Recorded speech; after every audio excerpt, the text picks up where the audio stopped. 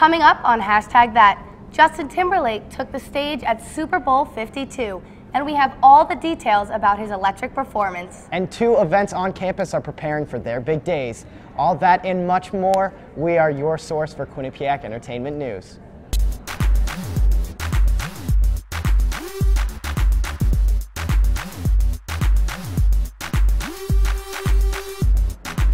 Thanks for tuning in. I'm Paige Meyer. And I'm Cullen Ronan.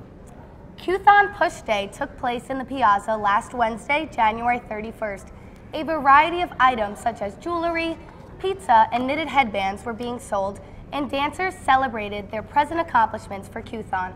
We talked to Victoria Della Rosa about a special skill of hers and how she is using it to raise money for Q-Thon.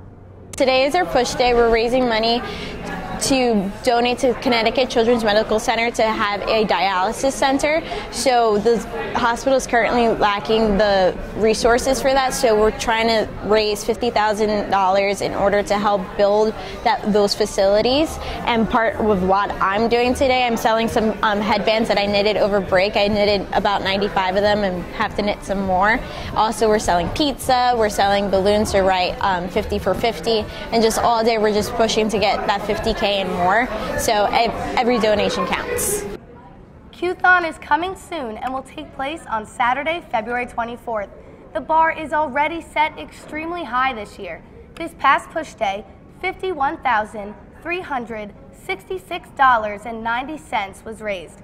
Every year, a push day is held in hopes of increasing the total fundraising goal for the night of Q-Thon. All proceeds go directly to help the needs of the hospital, Connecticut Children's Medical Center. If you want to know where your donations are going, this year, Q-Thon plans on funding a new infusion and dialysis center that will provide patients with more space and comfort to receive life-saving care. Everyone is encouraged to reach out, sign up, and dance the night away for the kids in order to make a change. The big event registration is now open, and Bobcats, it is time to get ready and sign up. The big event is a day where most campus organizations and teams come together to volunteer and do community service in order to better the Hampton and New Haven areas. As far as sign-up goes, there will be a table in the Student Center for multiple days in February. During this time, a representative from the big event will be there to help promote the big day and answer any questions you may have. Big event executives and committee members will also be informing students more on what the schedule will look like on the busy day. This table time will help to promote awareness of the big event, the importance of community service, and the significance of campus involvement. When you get a chance, be sure to check it out. The Student Programming Board enjoyed a little getaway this weekend as the organization attended a programming retreat at the Channel 3 Kids Camp in Andover. SPB members spent the 2-day trip participating in team building activities as well as fine-tuning their programming techniques in an effort to bring these new skills to Quinnipiac for the second semester of 2018. And in honor of Black History Month, Quinnipiac has brought a very special keynote speaker to campus. Danny Glover, an actor who has appeared in numerous films, including the Lethal Weapon series and Angels in the Outfield, will be making his way to the Burt Kahn Court in order to discuss the modern Black Lives Matter involvement movement. The open forum style will be moderated by Dr. Kalila Brown Dean, as Glover used what we've learned from activists like Harriet Tubman and Frederick Douglass to compare to the current Black Lives Matter movement, to even the earliest of those movements, all in order to raise and increase dialogue over the issue in hopes to finally put an end to racism. Maggie Smith is here today to tell us the latest in trending topics. Maggie? It's that time again where we look at what is Oh, trending. I wrote the wordiest thing I've ever written in my whole entire No, that was good. That people would be talking about it. To start, people took to Twitter after the announcement that Kylie was indeed pregnant, and more than just that, that she had the baby. At Jordan Coombe made a good point when he tweeted, quote, "If Kylie Jenner could hide being pregnant for 9 months, I want to know what the government is hiding from us," end quote. At Hamal Patel tweeted, quote, "I'm so used to not seeing Kylie Jenner pregnant, it literally feels like she's playing us," end quote. And finally, at Alex Jennings, 44, questioned societal norms when he tweeted, quote, "19-year-old from your hometown gets pregnant, people trash talk her. A 19-year-old Kylie Jenner gets pregnant, everyone hypes it up," end quote. Kylie Jenner giving birth wasn't the only thing catching people's attention this week. This Sunday was Super Bowl Sunday, and people had some things to tweet about. Hashtag Eagles is trending on Twitter. At Angry Black Lady tweeted, quote, "Good morning to everyone but Tom Brady." Hashtag Eagles, end quote. At Alex Holly Fox 29 spoke the truth when she tweeted, quote, "No matter what day the parade is, I gotta make sure I get my champion shirt on time. The question is, do I want to pay an extra $25 for shipping to make it happen?" Hashtag Eagles, end quote. And at The Only Ed Answer tweeted, "Congrats to hashtag Eagles on their historic win. I cannot remember a Super Bowl that has been that exciting from start to finish," end quote. All in all, it definitely was a Super Bowl to remember, whether you were rooting for the Patriots or the Eagles. Now finally, hashtag Things Not Found in My Home has been taking Twitter by storm. At GooglyGirl98 tweeted, quote, "Any item with the words live, laugh, love on it. Hashtag Thing Not Found in My Home. If you have stuff like this in your home, we can't be friends." Although that seems a little harsh, it got crazier when at Jamie McKenna tweeted, quote, "The body's in the cellar, they're buried extra deep. Hashtag Things Not Found in My Home," end quote. Lastly, at Jeffrey Clark 37 tweeted, quote, "A giraffe or lasagna, or even worse, a giraffe making lasagna. Hashtag Things Not Found in My Home." That's all for this week's trending topics. Back to you guys at the desk. And when we come back, we've got some weird news for you. You don't want to miss it. Stick with us.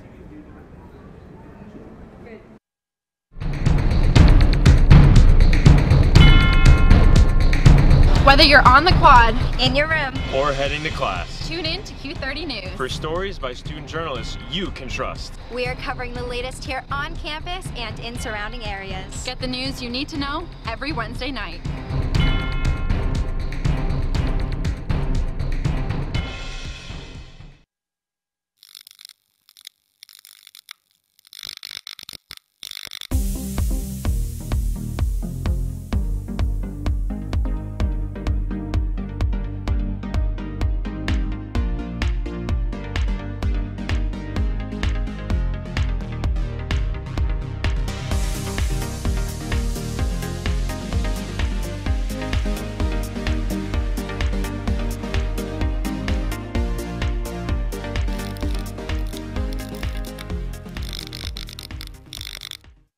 Coming up on Hashtag That, we talk about some fun events around Quinnipiac's campus. And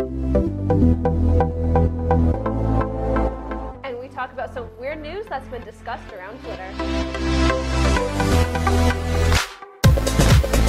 All that and more, we are your source for Quinnipiac's entertainment news.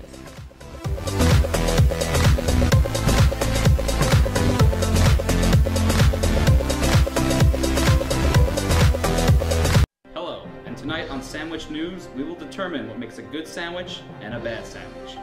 First, the standard sandwich. Uninspired and frankly, a little gross. But we have here a Ray and Mike sandwich, the Cadillac of sandwiches. And if you want one, well, come on down to Ray and Mike's at 3030 Whitney Ave, Hamden, Connecticut. Open every day from 6 a.m. to 10 p.m. QCash is accepted. Now that's a sandwich. Thanks for staying with us. Now, everyone has their own nightly routine. Mine just happens to be consuming hours of YouTube content before I eventually end up falling asleep. Now, I know I'm not the only one out there, which is why Paige and I have tallied our list of our 3 favorite YouTube channels that you guys may have been sleeping on. So Paige, let's kick it off. Who's going to start off your top 3? I am a big fan of YouTube. Coming in at number 3, I guess I follow more of the family atmosphere, family vlogs. I'm a big vlog fan. Big vlog fan? So 3, I'm going to say the Fish Fam. They're 2 adorable little girls.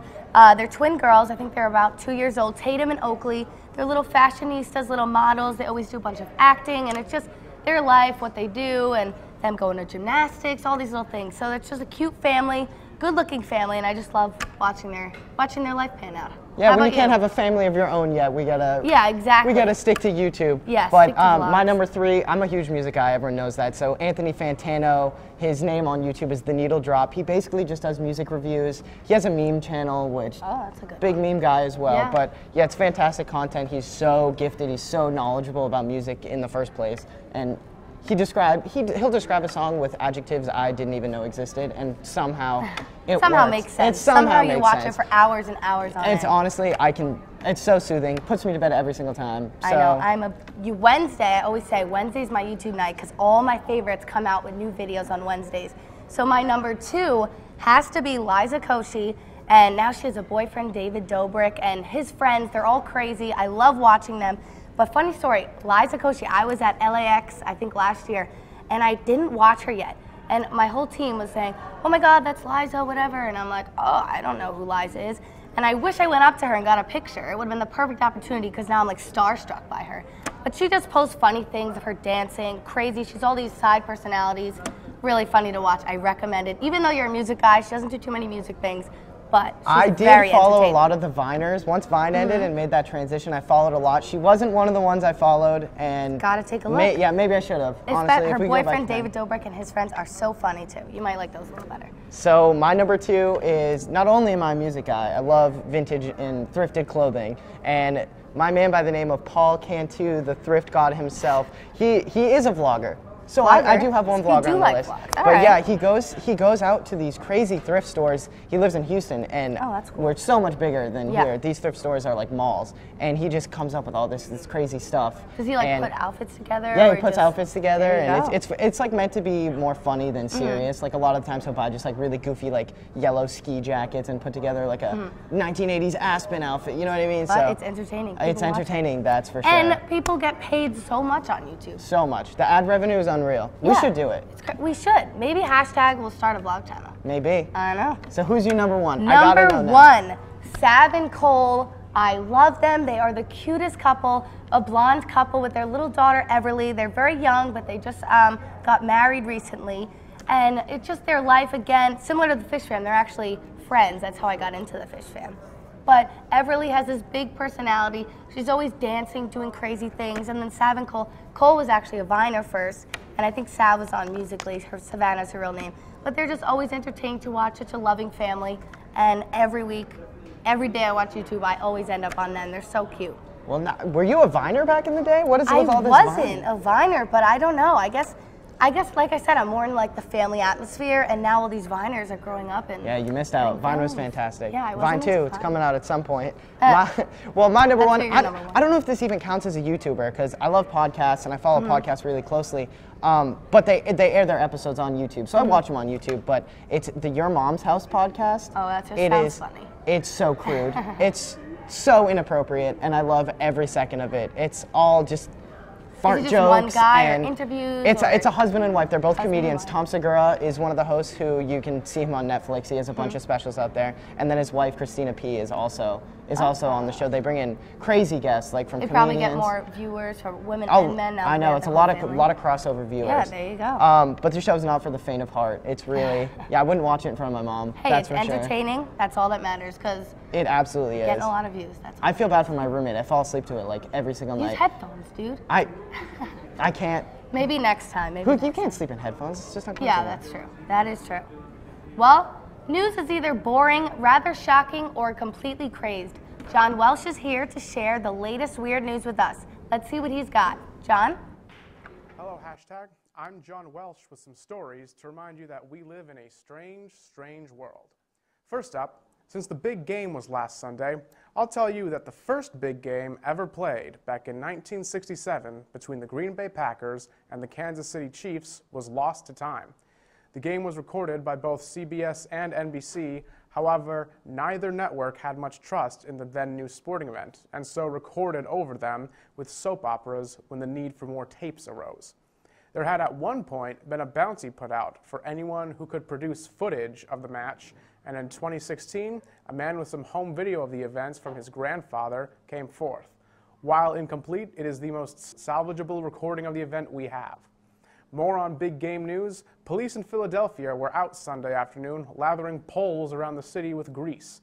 The newly dubbed Pole Patrol were sent out to ensure poles throughout the town were rendered unclimbable by fans in preparation for either happy celebration or angry mayhem. This group of officers is an offshoot from the Christgo Cops, who had done the same when Philadelphia won its NFC Championship victory. Philadelphia's police commissioner assures the safety of fans is top priority. Next, a hunter has been knocked unconscious after being struck by a dead goose that fell from the sky. 51-year-old Robert Mealhammer suffered severe head injuries after his hunting party fired at a flock of Canadian geese in Easton, Maryland.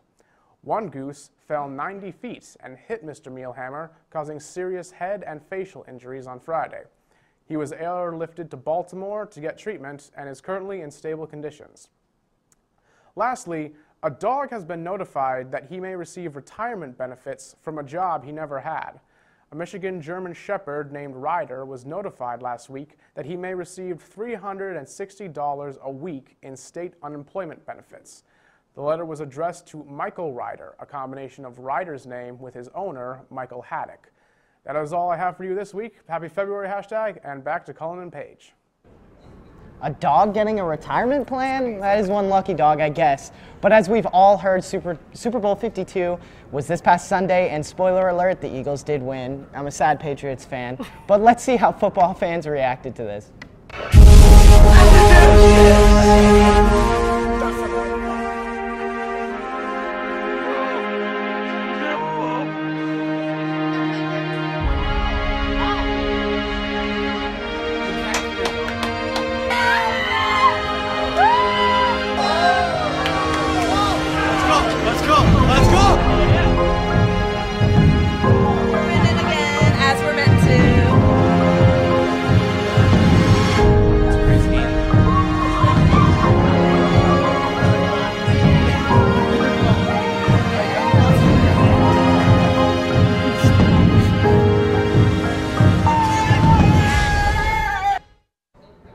Stick with us to see what's hot in Hollywood this week with Brooke Riley.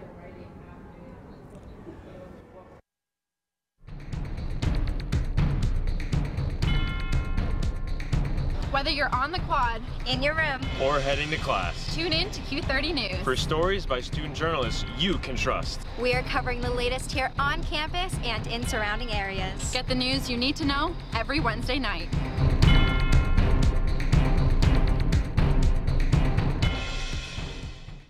Hello, and tonight on Sandwich News, we will determine what makes a good sandwich and a bad sandwich. First, the standard sandwich. Uninspired, and frankly, a little gross. But we have here a Ray and Mike sandwich, the Cadillac of sandwiches. And if you want one, well, come on down to Ray and Mike's at 3030 Whitney Ave, Hamden, Connecticut. Open every day from 6 a.m. to 10 p.m. QCash is accepted. now that's a sandwich. Welcome to the WQAQ Morning Show. Dan Ball and Emma Spagnolo joining you here from the QAQ studios in Hamden. And Emma, it is that time of year again.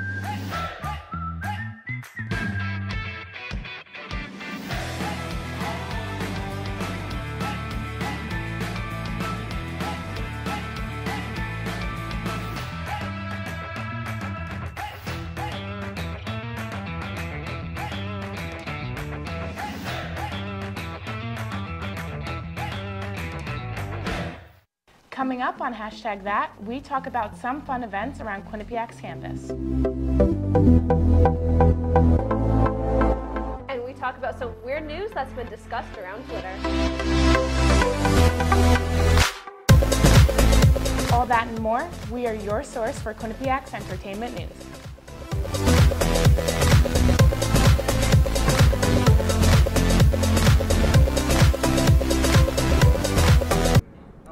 From a new baby in the Kardashian-Jenner family to an amazing Super Bowl halftime show, a lot has seemed to happen over the course of last week in the land of Hollywood. Brooke Riley is here to give us this week's Hollywood news update. Brooke? Thanks, guys. A lot has happened in the world of Hollywood this week, so let's hop right into it. First things first, with the biggest news of the week, 20-year-old reality TV star Kylie Jenner has finally revealed that she officially had a baby. The announcement came from an Instagram post just a few hours before the Super Bowl kickoff. The father is her boyfriend since April, Travis Scott. Kylie Jenner finally announced this afternoon that her daughter's name is Stormi. Since she did not reveal the name at first, there were many speculations of what it could be. The other day, Kris Jenner posted on Instagram about Kylie's new lip kit line for the 2-year anniversary of Posey K, and many people thought this could be foreshadowing the baby's name. Others thought it might have to do with the couple's matching butterfly tattoos and one of Scott's popular tracks, Butterfly Effect. But Paige and Colin, what are your thoughts? I am a big Kardashian-Jenner fan. I always watch all their shows, even though my parents hate it. But I was shocked by the news. I did not think Kylie was going to have a baby. I did get suspicious after she posted the Calvin Klein line and her stomach was covered. As far as the name goes, she posted Stormy, but they call North Nori, Kim's baby. So I think it's like a Stormina or like Stormella. I don't know, something more chic than Stormy. I truly hope it's not Stormella, but... Well, it's gotta be something with Stormy. The only one in this whole relationship that I follow is Travis Scott. He's and kinda I feel out like there. I feel like this isn't really going to affect him at all. So whatever the outcome of this is, I mean, I'll still be a Travis Scott fan. So honestly, Were you shocked that they had a kid? I'm a little bit. I don't really follow the Kardashians She's so or the young. Jenners so closely. So young, it's crazy. Can you imagine being 20 years old and having a baby No. now? No Me neither. way. I just can't keep track. I thought she was still with Tyga. I can't keep track of these things. No, that is long gone. That family's all messed up. Oh, yeah. All right, moving on. Justin Timberlake brought Sexy back during the Super Bowl halftime show on Sunday night. He stole the show with some of his throwback songs such as Rock Your Body and Cry Me a River, which certainly wowed the crowd. He included a nice tribute to Prince during his performance as well. Timberlake wanted to put up a hologram of Prince during the tribute. However, Prince made it clear before he died that he does not like holograms. JT decided to respect this and used a sheet and projection to show Prince instead. He finished his performance by walking into a crowd, including one fan who did not seem too thrilled about this, and some fans who were anxiously taking selfies with the pop star. All right, Colin, Paige, what did you guys think of this year's halftime show? I loved it. I just had, it brought back nostalgia of the last time he performed, which was the Super Bowl the Patriots won. So I thought maybe it was going to be a good omen. Maybe it was going to be a good sign. I love the mirrors that they brought out too during the performance. Especially and for the Korean song rock. Mirrors. Yeah. I respect nice. it. I'm just like a huge JT fan. I was hoping he'd bring out NSYNC though. Yeah. I I thought me and my roommates right away, we were like, oh, that kid's gonna be a meme. The one when he went up. Oh, he was and like, sure enough, he was a Super Bowl meme. selfie. Seconds later, it's crazy. Yeah. All right, well, right after the Super Bowl, a special episode of NBC's hit TV show, This Is Us, aired, and what an emotional episode it was. I don't want to spoil the show for those who have not seen it yet, but I have one word for you: fire. The entire series leading up to this episode foreshadows that there will be some sort of a fire. In this episode, we learn that it was a crock pot that was left plugged in that started it. Some people are now afraid to buy crock pots. Colin, Paige, what are your thoughts on this? Do either of you guys watch This Is Us? I do not follow This Is Us. I heard it is a very emotional show, but maybe since you say it's fire, even though it's not only involving fire, maybe I'll have to watch it. I don't know. I like pot roast too much to not buy a crock pot. So I'm sorry, This Is Us may be good, but it's not going to deter me from eating pot roast. Yeah, I'm a huge This Is Us fan, and they finally have another show coming tonight, so gotta stick to it. I heard about that. Maybe I'll have to start. The 2018 Winter Olympics start Friday morning, but what's better than watching the sports? Looking at the fashion, of course. Matt McCullough and Chris Stacy are here to show us the best of the best apparel for this year's Olympics.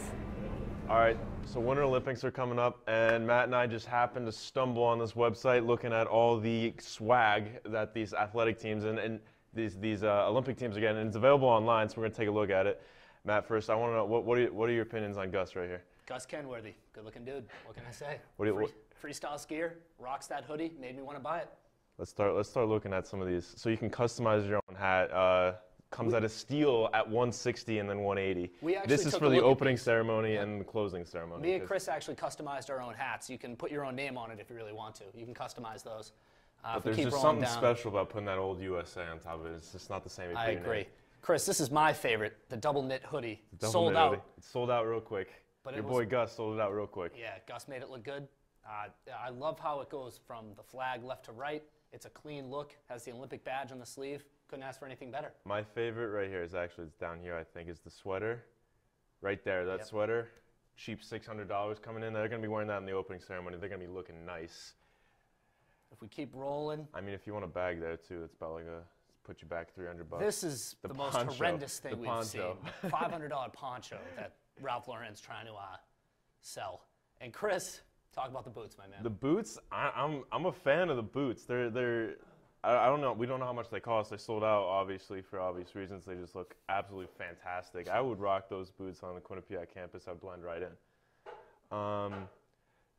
The cheapest thing that the public could buy is the $85 sports cap.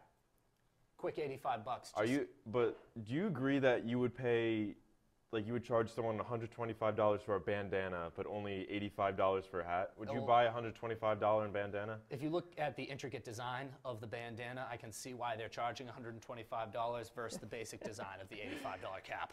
I mean, a bandana? Who buys that? I mean, you have to have a lot of money just to throw away if you're buying a $125 bandana.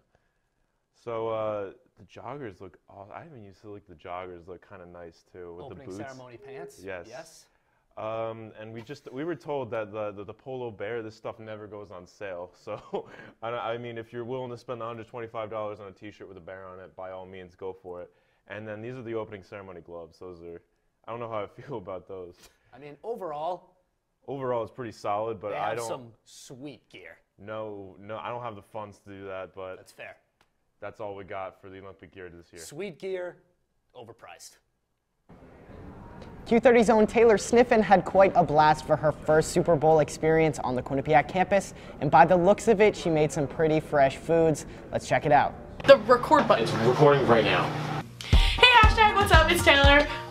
So this weekend is the Super Bowl, and we were told that we were gonna have a little party with all the people in our dorm, and we live in Dana, which is doubles, and it's kind of small here, and they don't really have a kitchen. So as you see, this is what they give us. It's about a 4x4 closet with a semi-broken oven and a semi-broken microwave, but we're gonna make it work, and we're gonna make a double-layered Kit Kat cake and 7-layer dip for everyone to share. Okay, we're back. So all of our cans have been opened.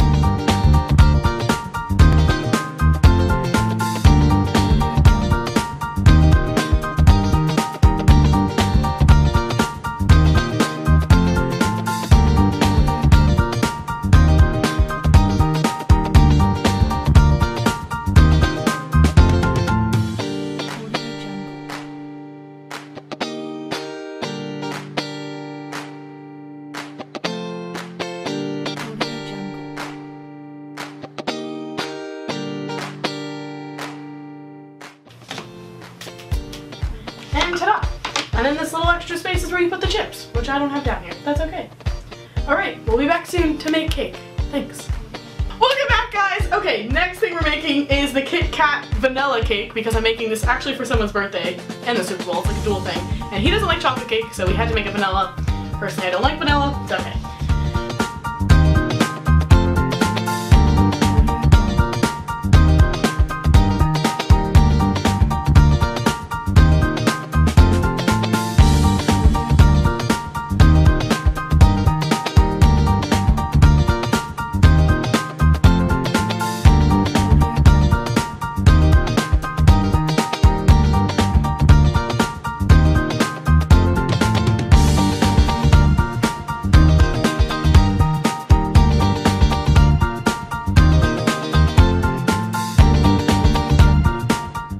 Okay, and now we let them sit for 22 to 33 minutes. Okay, so now the cake's done. We've taken it out of their pans. It's a little hard a little bit, so okay, we'll put it back together. Now take your icing. Again, I said we chose chocolate.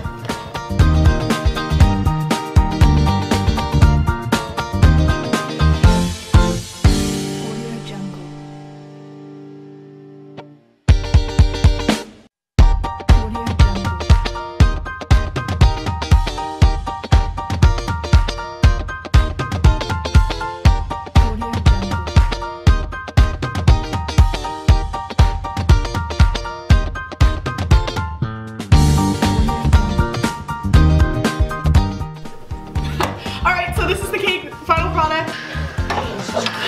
Thanks for the cake. Okay. You know, Cullen, my 21st birthday was on Sunday, and you did not make me a Kit Kat cake. I didn't. I was too busy crying. And you have a kitchen. I do have a kitchen. Did you see that Super Bowl? It tore my heart out. I was too busy wallowing in my own pity. It's my birthday. I know. I forgot about the cake. I know. If I could go back in time, I would have spent more time. All right. Next year, 22. Next year. That's all the time we have left today. Be sure to follow us on Twitter at Q30 Entertain and check out more of our station's content on our website, Q30TV.com. Thanks for watching. We'll see you next time.